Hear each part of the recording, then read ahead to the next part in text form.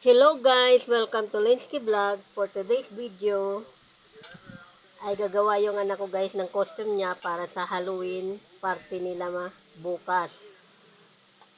Kasi guys, nag-order po siya daw sa Lazada ng costume niya. Hindi na pala aabot para bukas na gagamitin niya. Kaya ang ginawa niya, maaga pa siya bumili ng tela at pinagkulayan niya lang ata niya. Giday niya ba yun? At pinagpinturahan. Nung tatahiin niya na, kaya lang itong maliit niyang makina, ay yan, nasira.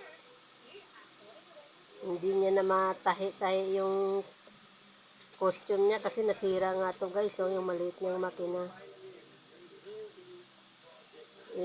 Pagdating ng papa niya, ginawa ng papa niya, pero hindi na talaga maayos yan. Kahit anong hindi niya na talaga maayos, wala na siyang pangtahi. Bukas na itong gagamitin. Ngayon, anong oras na? Mga 8 na ng gabi, 8:30. Hindi ko na kanina na-videoan yung pag-dye niya ng tela guys kasi busy rin ako naglaba.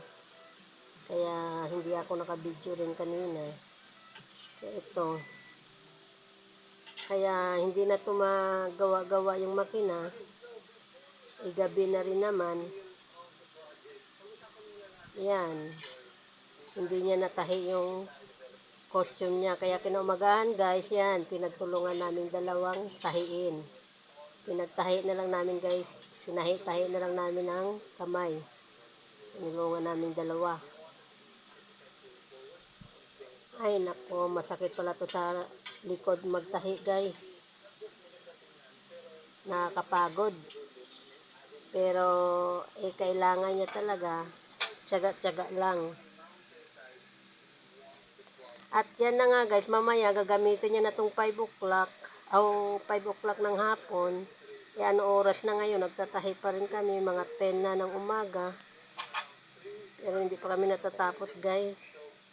Pero ayan, sa wakas natapos na rin yan ang ginawa namin guys. Ginawa niya, pinagkulayan niya yung mga tela at pinagpinturahan at yan, pinagtulungan namin tahi. Ayan, natapos na rin guys. Yan, enjoy sa Halloween party mo. Salamat guys sa panonood.